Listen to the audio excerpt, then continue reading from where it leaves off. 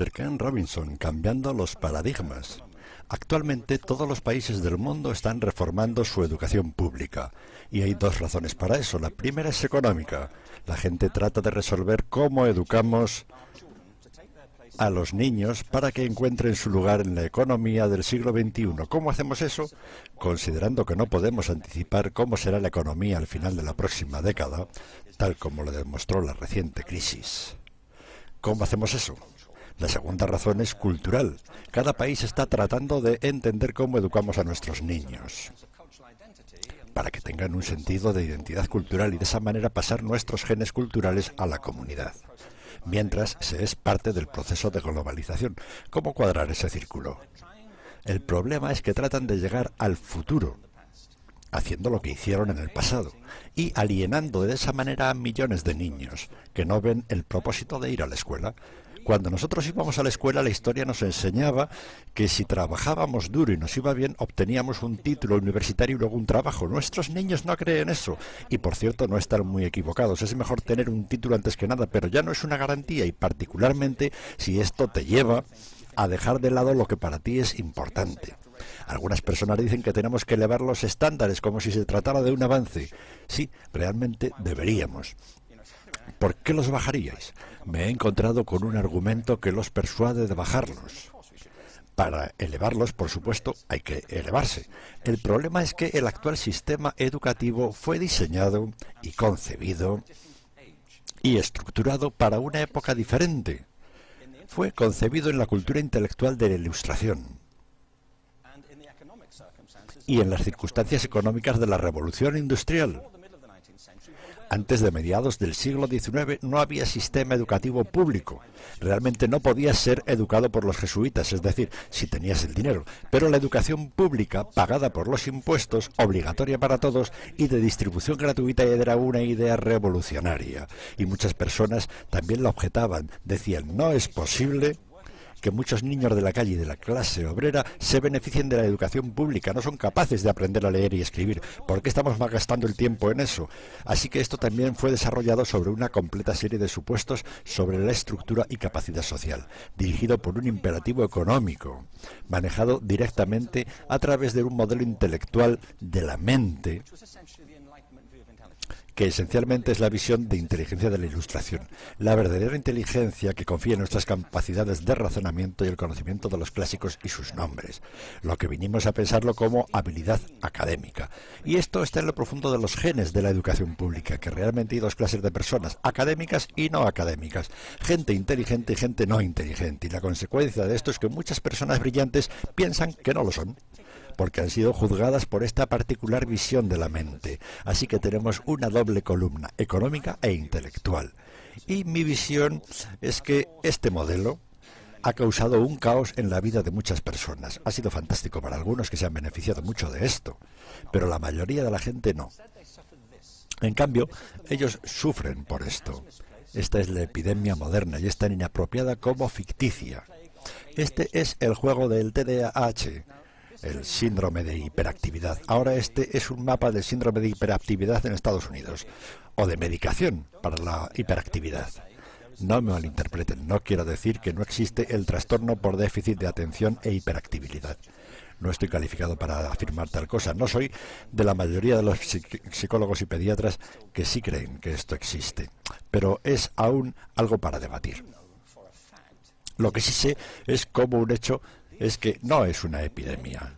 Estos niños están siendo medicados tan rutinariamente como nosotros nos sacábamos las amígdalas, basado en los mismos caprichos y en las mismas razones médicas de moda. Nuestros niños están viviendo el periodo de estímulos más intenso de la historia de la Tierra. Están siendo asediados por información que llama su atención. De cada plataforma, computadoras, de los iPhones, de avisos publicitarios, de cientos de canales de televisión, y por eso son penalizados porque se distraen. ¿De qué?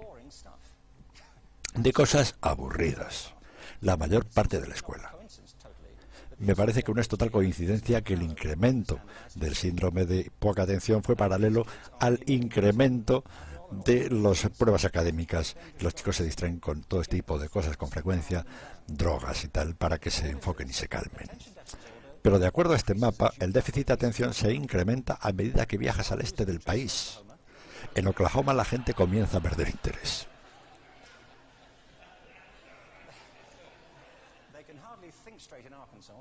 En Arkansas apenas pueden pensar correctamente. Y para cuando llegan a Washington están totalmente perdidos. Y creo que para eso hay una razón aparte. Es una epidemia ficticia. Si piensan en esto, el arte, y no creo que sea exclusivo del arte, creo que también incluye las matemáticas y las ciencias. Por eso digo las artes particularmente, porque son víctimas de la mentalidad actual. Particularmente, las artes se dirigen especialmente a la idea de experiencia estética. Y la experiencia estética es cuando nuestros sentidos operan en su máxima expresión. Cuando estás presente un momento, cuando estás impactado de entusiasmo por lo que estás viviendo, cuando estás totalmente vivo. Y lo anestésico es cuando cierras tus sentidos, insensibilizándote a lo que está pasando. Y muchas de estas drogas son eso. Estamos haciendo transitar a nuestros niños por la educación anestesiándolos. Y creo que deberíamos hacer exactamente lo opuesto. No debemos encerrarlos, debemos despertarlos a lo que está dentro de ellos. Pero el modelo que tenemos es este. Creo que tenemos una educación que es modelada en interés del industrialismo. Y a semejanza de este, les daré un par de ejemplos. Las escuelas están aún organizadas con semejanza a las fábricas, toque de timbre, instalaciones separadas, materia separada, especializada. Todavía educamos a los niños en grupos.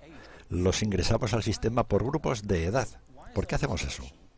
¿Por qué ese supuesto que se pone de que lo más importante que tienen en común es la edad?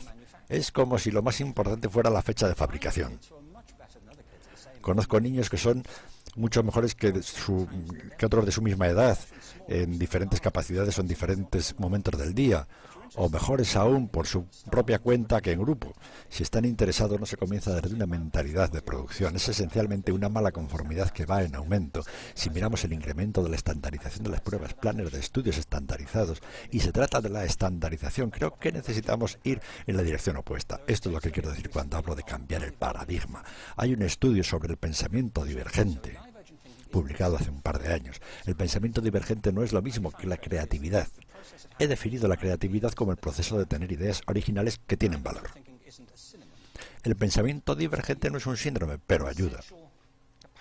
Es una capacidad esencial para la creatividad.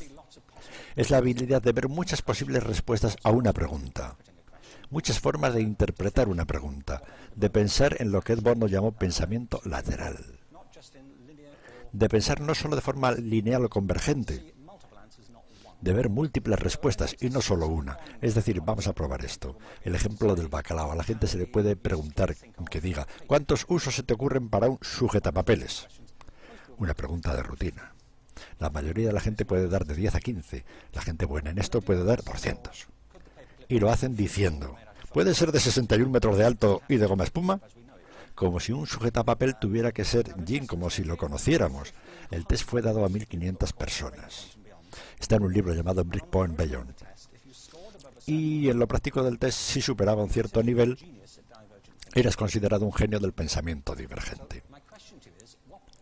Mi pregunta a esto es, ¿qué porcentaje de la gente encuestada de los 1.500 tuvo un resultado de nivel genio para el pensamiento divergente? Necesito saber algo más sobre ello. Eran niños del jardín de infancia. ¿Qué piensan? ¿Qué porcentaje de nivel genio? ¿80? Eso es, 80. ¿90%? Ahora piensen que fue un estudio longitudinal. Así que volvieron a testear a los mismos niños 5 años después. De 8 a 10 años. ¿Qué piensan? ¿50? Nuevamente lo volvieron a testear 5 años más tarde, de 13 a 15 años de edad. Pueden ver una tendencia. Esto nos cuenta una historia. ¿Por qué pueden imaginar que va al revés o no? Comienzas no muy bien, pero te vuelves mejor a medida que creces. Pero esto nos demuestra dos cosas. Una, que todos tenemos esta capacidad. Y dos, en su mayor parte se deteriora. Ahora, ¿qué pasa con estos chicos cuando crecen? Mucho, pero es una de las cosas que más convencido estoy. Es que para entonces se vuelven educados. Pasan 10 años en la escuela donde le dicen que hay una respuesta y está al final. Y no miren, y no copien, porque eso es engañar. Fuera de la escuela eso se le llama colaboración, pero estamos adentro. Esto no es porque los maestros lo quieran así, sino porque simplemente pasa así. Es porque está en la reserva genética de la educación. Debemos pensar diferente sobre la capacidad humana. Tenemos que superar esta vieja concepción sobre lo académico y lo no académico, abstracto, teórico, vocacional, y ver lo que es un mito.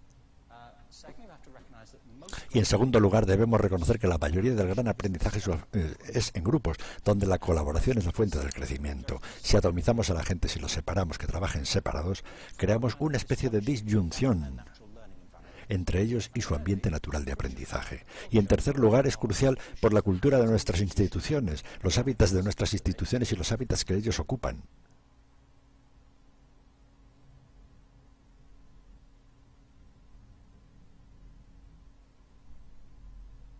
Ken Robinson, cambiando los paradigmas.